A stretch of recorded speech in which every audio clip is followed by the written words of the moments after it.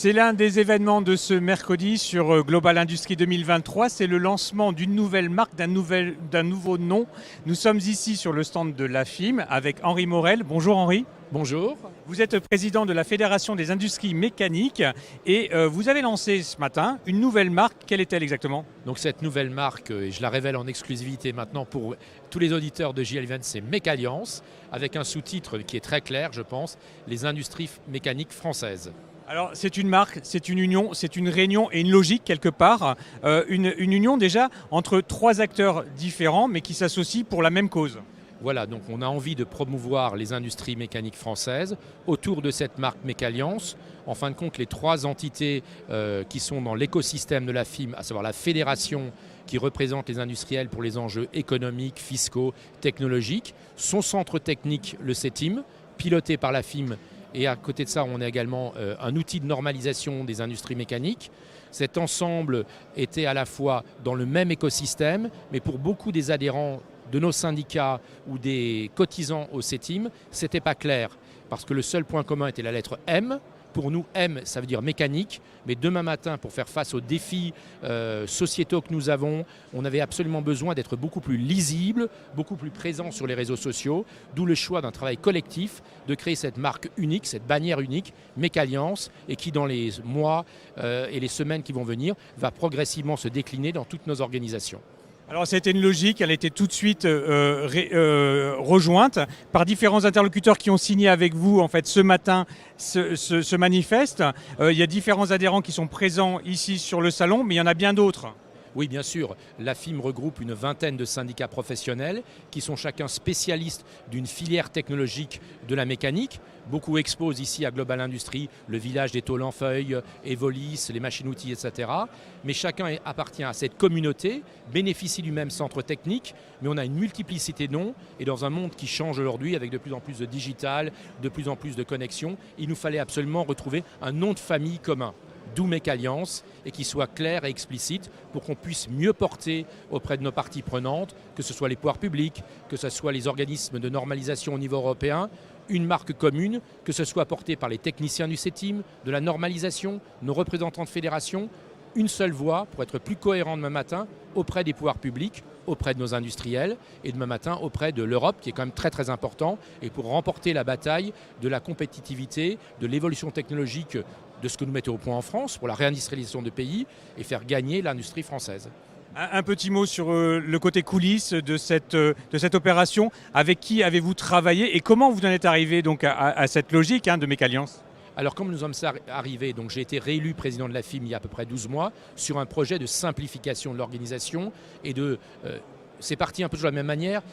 Le logo, la FIM, on est trop compliqué, ça date un peu, est-ce qu'on se transforme en organisation à mission ? Enfin, vous voyez tous les débats de communicants qu'on peut avoir. Finalement, on a réussi à se mettre d'accord sur un cahier des charges commun, de dire on va démarrer par créer une marque générale avec un projet commun qui soit clair et explicite. Et on a choisi donc une agence de communication après un appel d'offres. La gagnante, ça a été Epoca. Je pense qu'on peut les féliciter pour le travail qu'ils ont accompli. Et après, on a mené un peu une course de vitesse. Vous en êtes un peu le responsable, JL Events et Viva Fabrica, parce que j'ai utilisé le levier du salon pour dire on démarre au mois d'octobre, il faut finir pour le salon. Voilà. Donc d'une certaine manière, JL Events, avec la date butoir, vous avez été... il fallait livrer le produit. Voilà. Alors ça c'est pour le côté coulisses. Maintenant il faut se projeter et être dans le concret. Quels sont concrètement les objectifs ? Vous les déclinez à travers une petite plaquette que vous avez entre vos mains.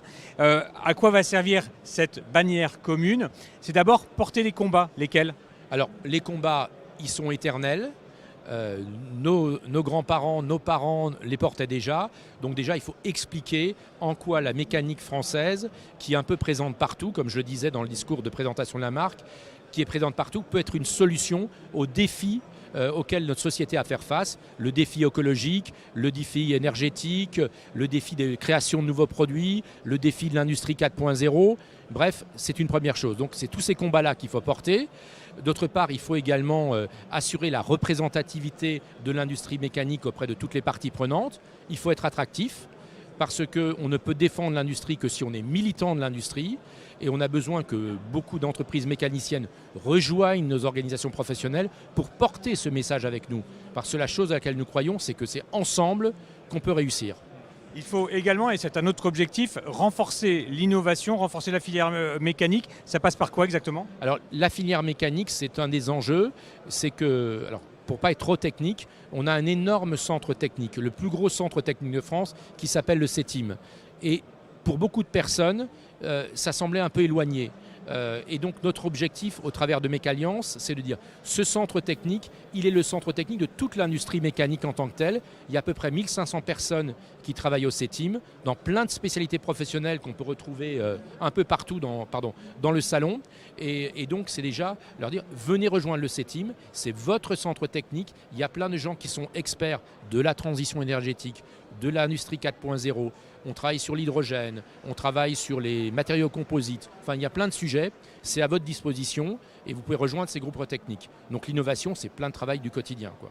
L'industrie française et l'industrie de la mécanique est forte, mais par contre, vous voulez la protéger contre cette industrie. Contre qui exactement? Alors, on veut la protéger à la fois, c'est un peu ambivalent. On veut s'inscrire dans les défis de demain, une énergie décarbonée pour fabriquer des aciers décarbonés, des mécanismes d'ajustement carbone. Donc on veut contribuer à ce processus de décarbonation de notre industrie, qui est une demande de la société, qui est nécessaire face à tous les enjeux climatiques qu'on a, mais pas au détriment de une bonne façon de décarboner l'industrie française, on n'a qu'à produire ailleurs. Non, nous on veut dire que quelque part, il faut que ce processus de décarbonation, l'industrie sur la roulette, intègre les contraintes de performance que doit avoir notre entreprise, parce que transformer nos entreprises, faire face aux défis technologiques, il faut le faire sans tuer leur rentabilité. Donc le truc c'est oui aux défis, oui aux contraintes et aux évolutions, mais il faut absolument qu'on crée des dispositifs d'aide, des mécanismes fiscaux, des mécanismes de différentes natures qui permettent de préserver notre rentabilité pour pouvoir financer demain matin la transformation de cette industrie, transformer nos usines et transformer nos produits. Donc c'est à la fois recherche et développement, acceptabilité de contraintes raisonnables pour aller vers cette transition énergétique, tout en préservant la profitabilité des entreprises. Alors je le rappelle déjà, l'industrie a fait d'énormes progrès au cours des 20 ou 30 dernières années pour décarboner ses process.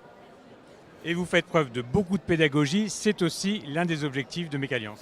Tout à fait, la pédagogie et aussi le souci de rassembler tout le monde en se disant que cette pédagogie doit se faire à l'égard de nos parties prenantes, mais aussi au sein des industriels présents ici, qui parfois sont un peu isolés, et en se disant rejoignez cette communauté, échangeons nos informations, croisons nos savoir-faire, on est plutôt partenaires que concurrents, et c'est ensemble qu'on fera face à ces défis.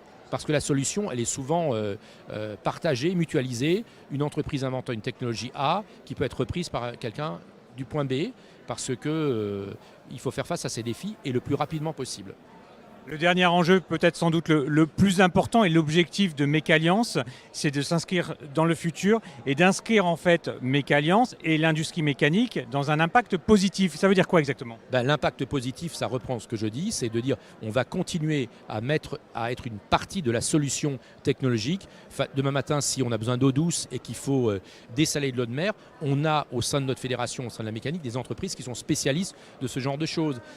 On a par exemple, on ne le sait peut-être pas assez, mais l'industrie de la santé par exemple, les prothèses, le cœur artificiel, tout ce sont des produits mécaniques. On est bien loin des images du passé qu'on peut avoir.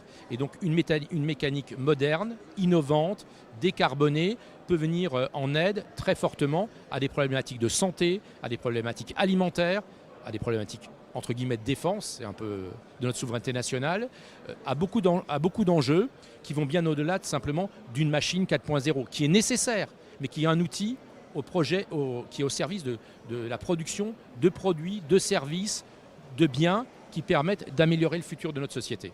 Alors, quel est le calendrier? Ce mercredi 8 mars, vous lancez officiellement cette marque, cette bannière ici sur Global Industries. Quel est le calendrier pour les prochains jours, les prochains mois? Alors le calendrier pour les prochains jours, c'est de continuer pendant quelques semaines à célébrer l'événement, mais célébrer l'événement, c'est en faire la promotion, voilà, comme vous le savez.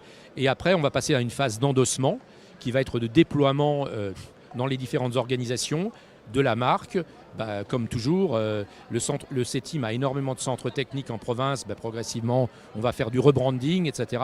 pour que progressivement, cette marque soit diffusée sur tous les territoires et dans toutes les fédérations mécaniciennes qui font notre écosystème ou notre grande famille de la mécanique. Les autres syndicats vont peut-être être amenés à adosser Mécalliance à leur nom. Oui, adosser Mécalliance à leur nom, ou bien transformer leur nom, adopter le logo. Ça va se faire dans les 2-3 prochaines années, au gré de fusions, d'associations, de nouvelles initiatives. Mais l'accueil qu'on a reçu et la signature qui est faite par tout le monde ici témoignent que, et vous avez dû le voir, d'un impact positif en interne de ce choix. Très bien, merci beaucoup. Et c'est donc ici, à Global Industries 2023, qu'aura donc été lancé Mécalliance. Merci. Merci beaucoup à vous.